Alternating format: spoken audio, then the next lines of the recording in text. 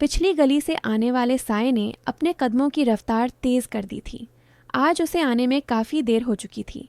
रात का आखिरी पहर ढलने लगा था। तेज कदम बढ़ाते हुए वह हवेली के पिछले दरवाजे के सामने रुका, सिर्फ कुछ सेकंड के लिए, और फिर अंदरूनी कमरे से एक हाथ बढ़ाते हुए उसके कमरे के दरवाजे की कुंडी खोल चुका था। अगले ही पल वह गायब हो गया। यह सब कुछ इतना राजदारी से हुआ था कि किसी को कानों कान खबर ना हो रही थी। उसने अपने दिल की धड़कनों को भी धड़कते हुए चुप करवा दिया। वह नहीं चाहता था कि यहाँ आने की खबर दरवाजे या दीवारों को भी हो। उसके अचानक आने पर सालों पुरानी दीवारों ने सहम कर उसे देखा। वह यहाँ आने वाला नया नहीं था। वह यहाँ के एक एक कोने को बड़ी अच्छी तरह से जानता था। उसके कदमों की आहट को वे बखूबी पहचानते थे। दरवाजे से गुजरते हुए वह बेधड़क ही अंदर दाखिल हुआ और फिर सीने पर चढ़ गया। दीवारों पर खामोशी सांप की तरह रेंग रही थी और वह ज़रा बराबर डरा नहीं था। बस वहाँ आंगन से गुजरते हुए भी बिल्कुल उसी के कमरे के दरवाजे के सामने जाकर खड़ा हो गया था। जेब से वह ज़रूरी सामान निकालते हुए उस लॉक को खोलने के लिए उसने घुमाया और बिल्कुल हल्की सी आवाज़ के साथ दरवाज़ा पूरी तरह खुल चुका था। उसने किसी और रास्ते से आना ही नहीं सीखा था। बेधड़क होकर वह उसके कमरे में आता और अंदर आते ही उसकी भारी सांसों की गूंज कमरे में फैल जाती थी। हल्के नीले रंग के पर्दे खिड़कियों पर लटक रहे थे। मध्यम सी रोशनी में उसका चमकता हुआ जिस्म बिस्तर पर गहरी नींद में लिपटा हुआ था। बेफिक्र होते हुए उसने अपने चेहरे को मास्क में छुपाया हुआ था और फिर सोफे पर टेक लगाकर बैठ गया। जैसे उसकी रग रग में तसल्ली फैल गई हो, जैसे पैरों के चलने के बाद किसी राही को मंजिल मिल चुकी हो। मंजिल पर बड़ी तसल्ली से वह सांस लेने के लिए रुक जाए। कमरे में ऐसी चुप्पी फैली हुई थी जबकि सामने पड़े हुए जिस्म ने खुद को चादर से ढक रखा था। वह हर बार आता और बिल्कुल इसी तरह उसे दूर से ही देखकर चला जाता। बस अपनी हल्की सी एहसास उस कमरे में छोड़कर चला जाता। वह नींद से जागती तो उसके आसपास फैला हुआ एहसास उसे याद दिलाता। उस कमरे में वह अकेली नहीं थी। बेड पर पड़े हुए जिस्म ने करवट बदली और चूड़ियों की खनक से पूरा कमरा गूंज उठा। आज कुछ अजीब था। आज शायद उसने अपने खूबसूरत हाथों को चूड़ियों से सजा रखा था। उसके दिल में एक इच्छा जागी थी। वह आगे बढ़कर उन चूड़ियों वाले हाथों को अपने हाथों में लेकर महसूस करे। वह उसकी खूबसूरती के पास जाकर सरा है। वह उठते हुए कदम बढ़ाकर बेड के पास चला गया और फिर एक कोने में टेक लगाकर उसका चेहरा देखने लगा। वह कितनी खूबसूरत थी। उसकी लंबी पलकें आंखों को ढक रखी थीं। गुलाबी होंठ एक दूसरे में चिपके हुए थे, जबकि बिखरे हुए बालों ने पूरे तकिए को अपने लपेट में ले रखा था। जैसे यह सब कुछ इतना खूबसूरत है। वह किसी परी की तरह लग रही थी। उसके होठों पर एक खूबसूरत मुस्कुराहट फैल गई। वह काफ़ी देर उसका चेहरा निहारता रहा, फिर झुकते हुए एक हल्की सी शरारत कर डाली थी, जबकि सामने पड़े हुए जिस्म पर उसने शरारत के साथ थोड़ा सा प्यार बिखेर दिया था।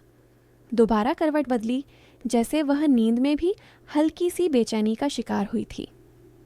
मुझे अंदाज़ा नहीं था तुम इस तरह खूबसूरत हो सकती हो। उस खूबसूरत तरीन चेहरे को बड़ी फुर्सत से देख रहा था। सांसों की तपिश जब सामने वाले को अपनी गर्दन पर फैलती हुई महसूस हुई तो उसने पट से आंखों को खोल दिया और आज उसका यह भयानक सपना हकीकत का रूप धारण करके उसके सामने मौजूद था। वह धड़कते हुए दिल से कितनी देर तक उसे देखती रही। नींद की खुमारी आंखों से उतरती ही नहीं थी। फिर वह पलक झपकते ही उछलकर उससे दूर हो गई। सामने मौजूद आदमी की तसल्ली में ज़रा बराबर फर्क नहीं आया। तुम कौन हो? मेरे कमरे में कैसे आए हो तुम रोज़ आती हो यहाँ? उसका पूरा जिस्म कांप रहा था और कांपते हुए दिल को काबू तो ले लेने दो। बस मुझे देखा और तुमने सवालों की बारिश कर दी। उसने यूं ही टिककर फुर्सत से उसके सामने लेटे हुए कहा था, जबकि वह उछलते हुए बेड से उस तरफ उतर गई। निकलो यहाँ से, वरना मैं शोर मचा दूंगी। तुम जानते नहीं हो कि तुम इस हवेली में जिंदा बचकर नहीं जा पाओगे।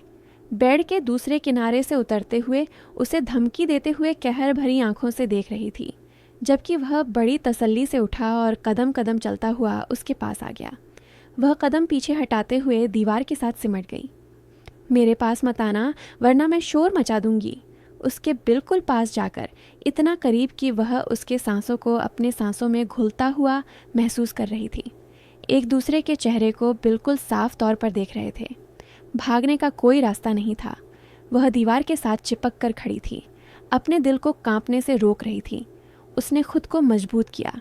आखिर वह यशवंत चौहान की बेटी थी, लेकिन दिल बेताब से बेताब होता जा रहा था।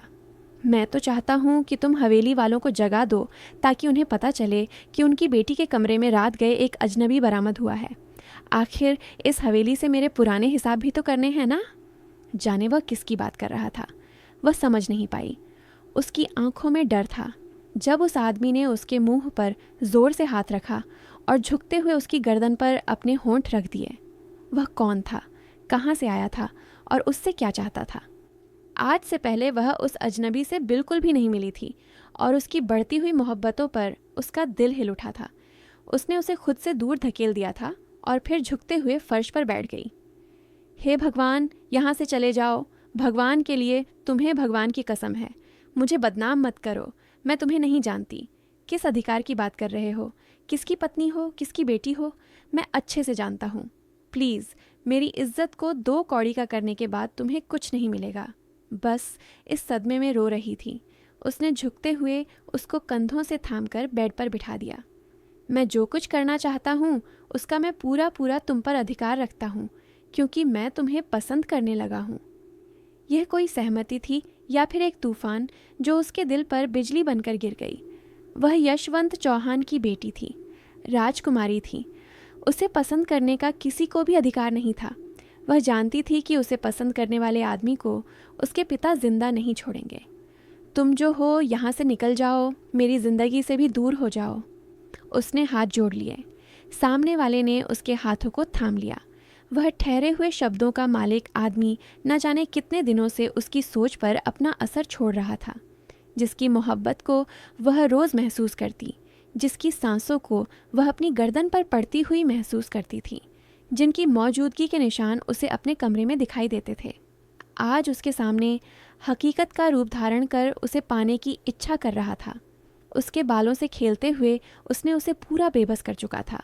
वह 22 साल की खूबसूरत लड़की अपने जज्बात को काबू ना करते हुए उसके एहसास में डूबती जा रही थी।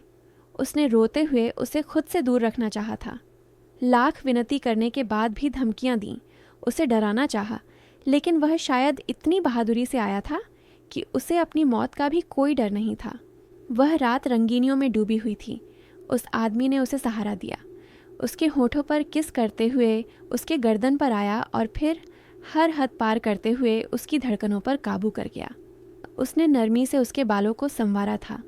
वह पहली बार महसूस कर रही थी किसी आदमी की मोहब्बत को। खूबसूरती के साथ उसके एक एक प्यार को अपने दिल पर उतरते हुए वह उसकी तारीफ करता जा रहा था। वह भी बिखरती जा रही थी। दोनों की सांसों ने बिखर कर कमरे की हवाओं को बिल्कुल बदल दिया था। उसकी मोहब्बत और धीरे धीरे उसका बोलना जानलेवा होने के साथ साथ बाअसर था, जिसने उस मोहब्बत जज्बात रखने वाली लड़की को झंझोड़ दिया था।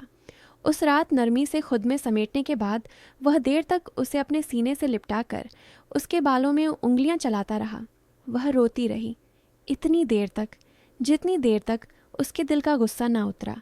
अब अपने ज़मीर के बोझ के साथ कहीं नहीं जा सकती थी।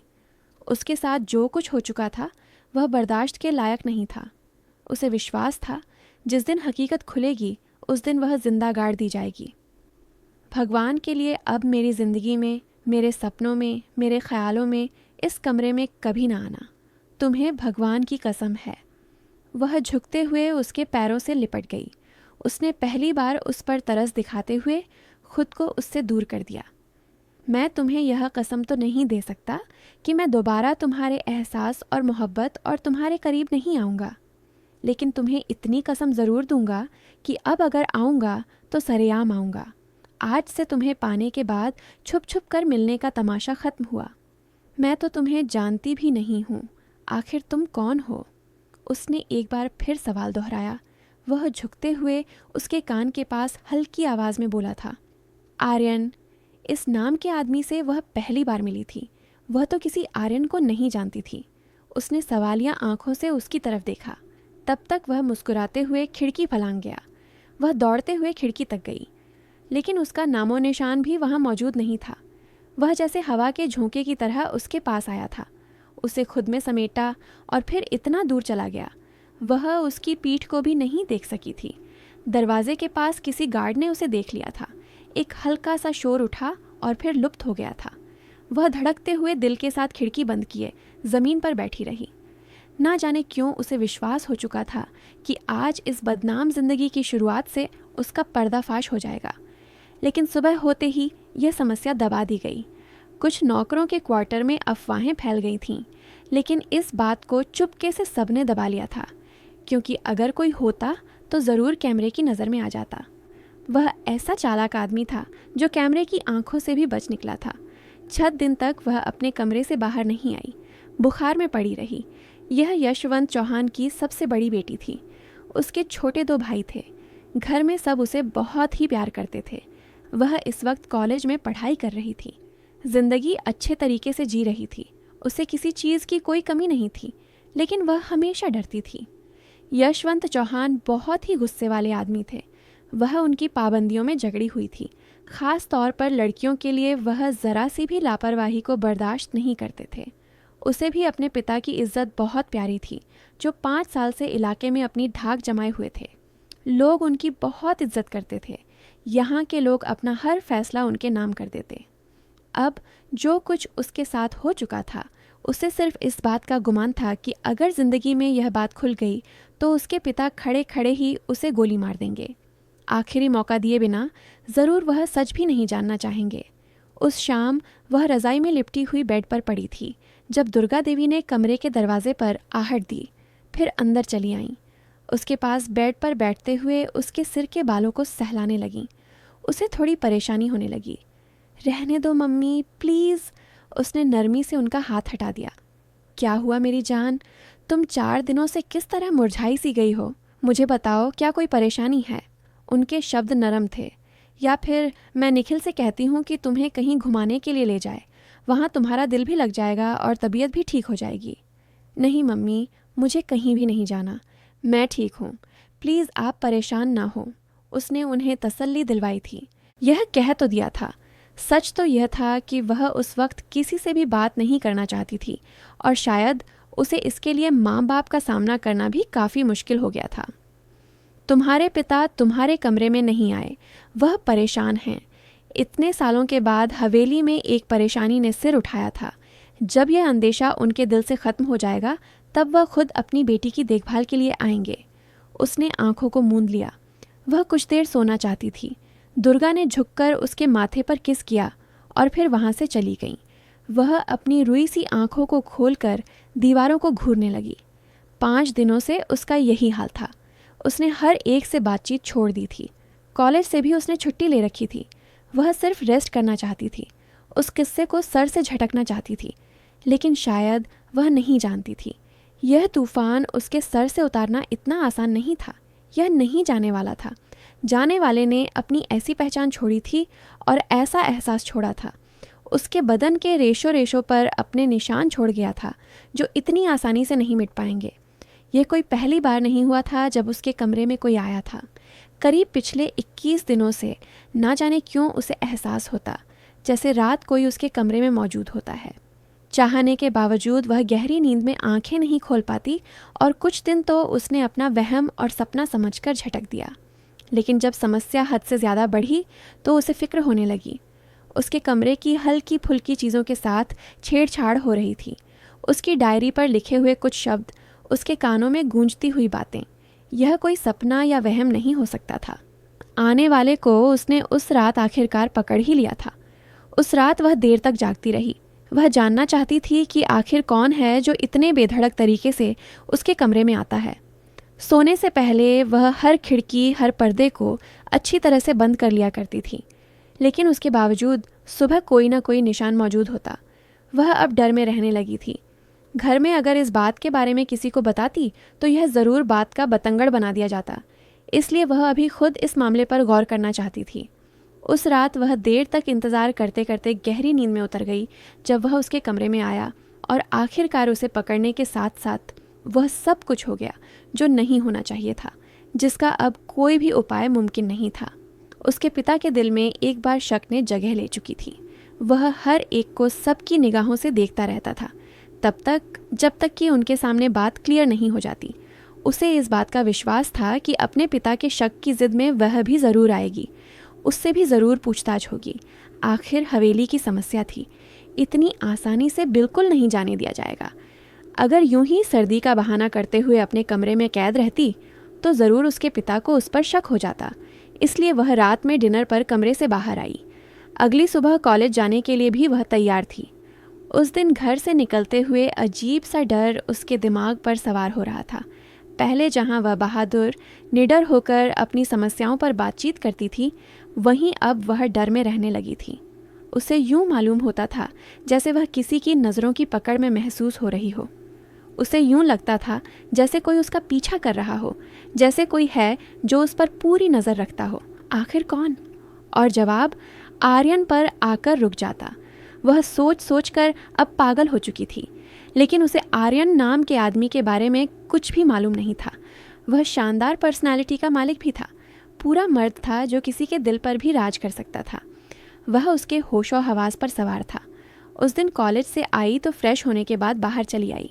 खाना खाते हुए उसने एक बार फिर अपनी माँ की तरफ देखते हुए एक पुरानी बात को छेड़ दिया। वह उनके असर को जानना चाहती थी। मम्मी, आपसे एक बात पूछूं?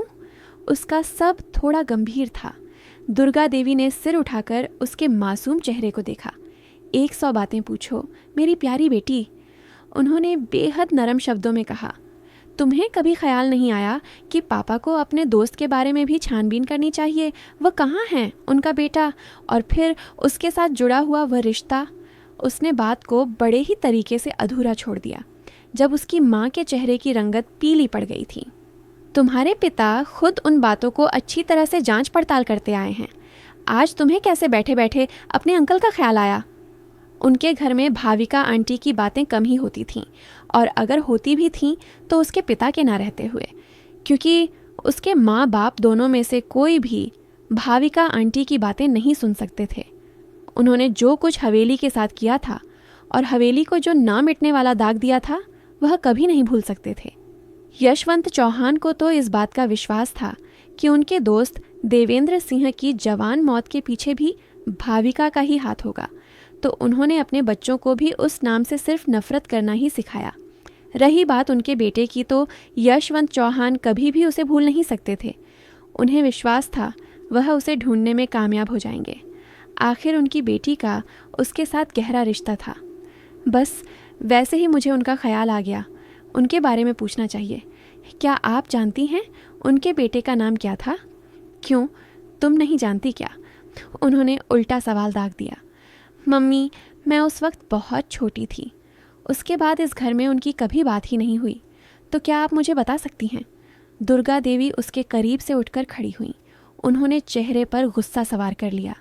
झुंझलाते हुए उसे आखिरी बार समझाया, आज के बाद कभी भाविका या देवेंद्र सिंह की कोई बात इस घर में नहीं होनी चाहिए, और जो भी करेगा फिर मेरे गुस्से से नहीं बच पाएगा।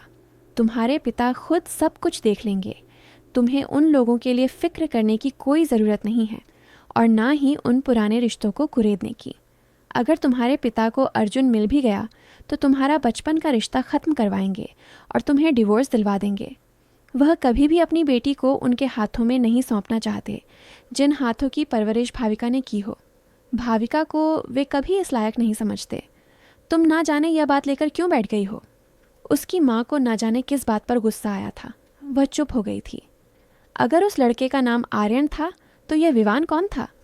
वह सोच सोच कर पागल हुए जा रही थी। उस किस्से के बाद वह दोबारा उसके घर नहीं आया।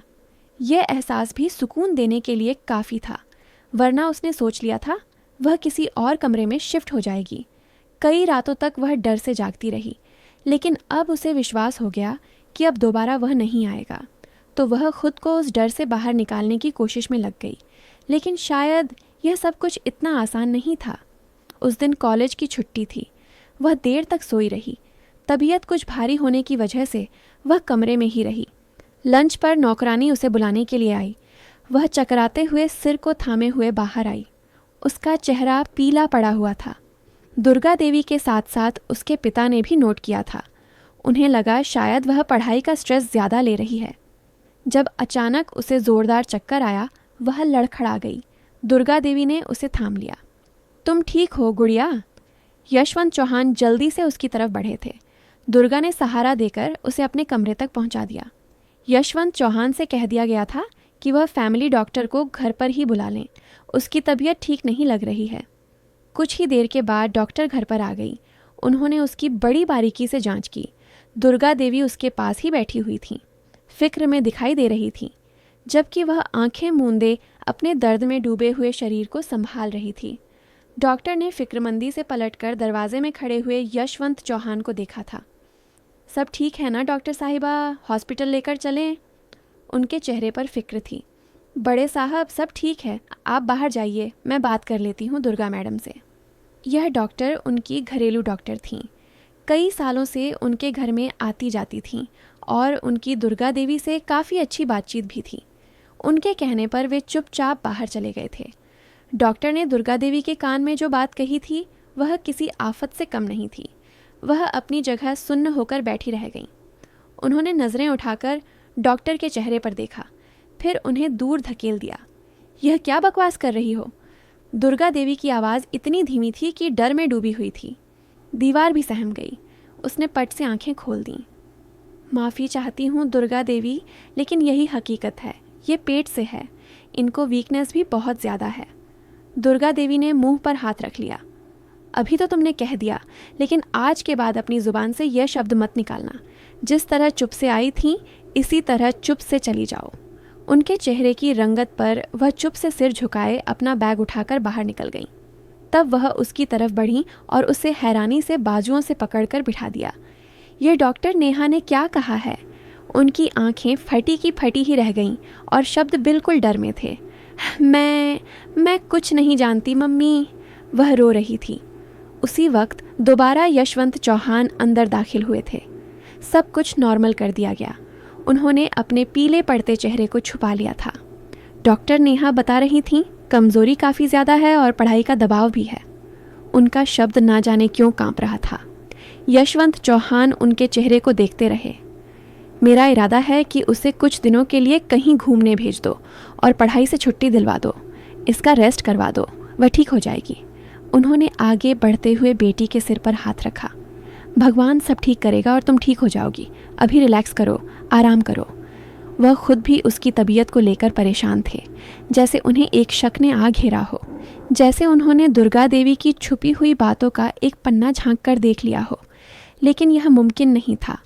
दुर्गा देवी ने उस हकीकत को यूं निगल लिया जैसे वह हकीकत इस वक्त जन्म लेकर ख़त्म हो गई हो। रात के अंधेरे में वह एक बार फिर उसके कमरे में आईं और उसका दरवाज़ा बंद करते हुए उसे अपने सामने जगाते झकझोरते हुए खड़ा कर दिया। किसके साथ मिलकर तुमने यह गलत हरकत की है?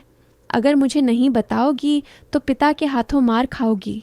वह रो रही थी और वह भी बस रोते हुए सिर झुकाकर खड़ी रही। मम्मी, मैं कुछ नहीं जानती, मुझे नहीं पता वह कौन था। बस आया था और फिर हमेशा के लिए गायब हो गया। ये कोई बनी बनाई कहानी थी, ना कोई ड्रामा सीन। यह हकीकत थी। यह हकीकत इतनी डरावनी थी कि दुर्गा देवी ने हर चीज़ आजमा ली, लेकिन उसने उससे ज़्यादा कुछ ना बताया और ना कुछ वह जानती थी। उन्हें अंदाज़ा हो गया था कि वह किसी दुश्मन की भेंट चढ़ गई है। यशवंत चौहान का कोई बदला या फिर उनकी बेटी की बदनामी जो भी था, लेकिन बहुत डरावना था। उन्हें विश्वास था अगर यह खबर यशवंत चौहान के कानों तक पहुंच गई तो वह उसे जिंदा गाड़ देंगे, उसका नामो निशान इस हवेली से मिटा देंगे। वह रो रो कर बिल्कुल परेशान हो गई थी। उसने बाहर निकलना ही छोड़ दिया। यह आफत कम नहीं थी। वह बिन ब्याही माँ बनने जा रही थी, किसी के अधिकार में होकर भी, किसी की पत्नी होते हुए भी। लेकिन वह यशवंत चौहान की बेटी थी, जिसने कई सालों तक उस गांव और इलाकों पर अपना राज किया, सिर्फ अपने नाम के बदौलत, सिर्फ अपने मुकाम और इज्जत के बदौलत। आज उनकी इज्जत दो कौड़ी की हो गई थी। आखिर कौन थे तुम? वापस पलटकर क्यों नहीं आए? मैं तुम्हारे संबंधित कुछ जानना चाहती थी। तुमने मुझे इतनी परेशानी में डालकर रख दिया है कि मैं सारी जिंदगी भी तुमसे नफरत करूं तो कम होगा। काश मेरे सामने आओ और मैं तुम्हें अपने हाथों से मार दूं। तुमने मुझे मुंह दिखाने के लायक नहीं छोड़ा। तुमने मुझे बर्बाद कर दिया। वह दबी दबी सिसकियों से कहते हुए अपने घुटनों पर झुक गई। उसने अपना चेहरा छुपा लिया। ना जाने उसका अंजाम क्या होने वाला था। मौत या फिर मौत से भी ज़्यादा बड़ा। उसने कभी अपने दिमाग में भी ना सोचा होगा कि वह इस तरह बदनाम होगी। उसे अपनी इज्जत गंवानी पड़ेगी, उस पर बदचलन लड़की का दाग लग जाएगा, वह बेमौत मारी जाएगी। ये बातें उसे अंदर ही अंदर निगलती जा रही थीं। अब दुर्गा देवी ने ना जाने क्या मंसूबे बना रखे थे, जो उन्होंने उसे अगले कुछ दिनों के लिए कमरे में ही कैद कर दिया। उन्होंने कह दिया था वह बाहर किसी के सामने नजर ना आए। यशवंत चौहान खुद ही शाम को उससे एक मुलाकात करने आते थे। वह चाहते थे कि वह पहले की तरह बाहर आए, हंसे खेले, सबके साथ मिलकर बैठे। एक बार फिर से उसे चाहत हुई, लेकिन दुर्गा देवी ने उन्हें बिल्कुल मना कर रखा था। लेकिन आखिर कब तक? आखिर यह हकीकत एक ना एक दिन तो खुल ही जानी थी। उस शाम उन्होंने यशवंत चौहान को कह दिया, कुछ दिन अपनी मौसी के यहाँ बिताना चाह रही है, वह अपनी कज़िन के साथ रहकर उसका दिल भी बहल जाएगा और उसकी दिमागी उलझन भी ख़त्म हो जाएगी और उससे बाहर आ जाएगी। उन्होंने आज तक उसे किसी के हवाले नहीं किया था और ना ही वह चाहते थे कि घर की जवान लड़कियां किसी दूसरे के घर में जाकर रहें। लेकिन दुर्गा देवी ने उन्हें मना लिया था और इस बात पर वह चुप हो गए। ड्राइवर गाड़ी के साथ बिल्कुल तैयार खड़ा था। उसकी माँ ने ज़रूरी सामान पैक करते हुए उसे गाड़ी तक पहुंचा दिया। सख्ती से उसका हाथ थामे हुए उन्हें धीरे से बोलते हुए उसे इशारा किया, मैं सुबह समझा चुकी हूँ, तुम्हें मौसी के घर नहीं जाना, बल्कि वहाँ जाना है जहाँ ड्राइवर लेकर जा रहा है और वहीं रहना है जब तक कि मैं ना आऊँ, जब तक कि डॉक्टर नेहा ना आए। तुम्हारे पेट से यह गंदगी साफ करवाने के बाद ही तुम्हें यहाँ लेकर आऊँगी ताकि तुम जिंदा बच पाओ। और वह चुप से गाड़ी में बैठ गई। भगवान ना जाने उसे लौट के आना भी था या नहीं, भगवान ना जाने उसका अंजाम क्या होना था, लेकिन वह बहुत डर में पड़ी हुई थी। सिर्फ 22 साल की उम्र में उसे यह सब कुछ देखना पड़ा था, जिसकी वजह से उसके लिए सांस लेना भी दुश्वार था। बस एक बार उस परेशानी से जान छूट जाती, फिर उसके बाद जो होता देखा जाता। मैं ज़रूर उस आदमी को ढूंढ निकालूंगी और फिर उससे हर एक सवाल का जवाब मांगूंगी। उसे ज़रूर पूछूंगी कि आखिर उसने किस बदले का मुझे शिकार बना डाला। फैलते हुए अंधेरे के साथ गाड़ी एक अनजान मंजिल की तरफ दौड़ रही थी। उसने ड्राइवर से पूछा ही नहीं था, बस सिर झुकाकर रोती रही तब तक कि जब तक कि गाड़ी एक झटके से नहीं रुकी। उसने सिर्फ सिर उठाकर देखा। झटका इतना जोर का था कि उसका सिर सीट से जा टकराया। कुछ भी समझने के काबिल नहीं थी। सामने खड़ी गाड़ी से निकलने वाले आदमी को बस सूनी नज़रों से देखती रह गई। आंखों पर चश्मा, चेहरे पर मास्क, आने वाले की शक्ल साफ नहीं देख पा रही थी। बस वह अपनी भरपूर पर्सनालिटी के साथ ड्राइवर के सिर पर खड़ा था। उसे उतरने का इशारा किया और वह डर से और ज़्यादा सिमट गई। बाहर आओ वरना मैं इसे गोली मार दूंगा। उसने पिस्तौल ड्राइवर की कनपट्टी पर लगा दी। बिल्कुल गुस्से के शब्दों में दहाड़ा और पलक झपकते ही वह हो गया जो नहीं होना चाहिए था। वे कांपते हुए कदमों के साथ बाहर निकली। उसका पूरा जिस्म कांप रहा था। बैग वहीं सीट पर पड़ा रह गया। आंसू भरी आंखों से वह बाहर निकली। शॉल को ठीक किया, लेकिन तब तक उस आदमी ने आगे बढ़कर उसका हाथ थाम लिया। उसे गाड़ी में बैठाते हुए उसने सबसे पहले उसकी पीठ पर उसका हाथ बांधा और फिर उसकी आंखों पर कपड़ा डाल दिया। वह चिल्लाती रह गई। जब उसके मुंह पर टेप चढ़ा दी गई, वह कुछ भी करने के लायक नहीं थी। गाड़ी में एक अजीब सी खुशबू फैली हुई थी और पल भर में वह गाड़ी जैसे उड़ाकर ले गया।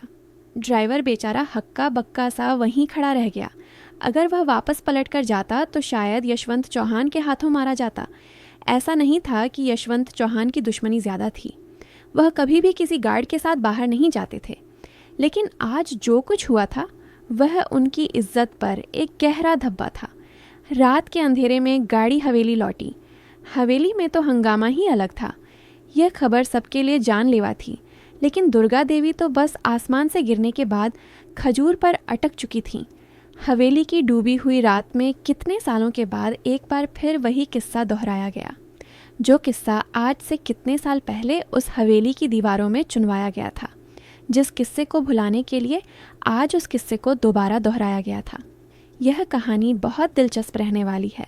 क्या आर्या वापस हवेली में पहुंच चुकी है या फिर कहीं और उसके साथ वह आदमी कौन था जो उसको रास्ते में ही अपनी गाड़ी में बिठा ले गया था? आखिर आर्या के कोख में किसका बच्चा है? यह कहानी जानने के लिए आप इसका दूसरा एपिसोड ज़रूर देखें। बहुत ही दिलचस्प रहने वाला है और मेरी वीडियो आप लोग जहाँ कहीं से भी देखते हैं, कमेंट में अपने शहर और राज्य का नाम ज़रूर बताएं। मुझे आप लोगों के कमेंट पढ़ने में बहुत आनंद आता है और उन सभी का मैं बहुत बहुत धन्यवाद करना चाहती हूँ जो लोग मेरी वीडियो को देखते हैं, लाइक करते हैं और शेयर करते हैं। अगर आपको आज की कहानी पसंद आई है तो वीडियो को ज़रूर लाइक कीजिएगा और अपने दोस्तों के साथ शेयर भी कीजिएगा। और हाँ, अगर आपने अभी तक हमारे चैनल को सब्सक्राइब नहीं किया है तो ज़रूर सब्सक्राइब कर लें। मिलते हैं हम अपनी कल की एक और नई दिलचस्प कहानी के साथ। मुझ पर सदा अपना प्यार और स्नेह बनाए रखें। सभी को मेरा प्यार भरा नमस्कार दोस्तों। खुश रहें, स्वस्थ रहें, मस्त रहें।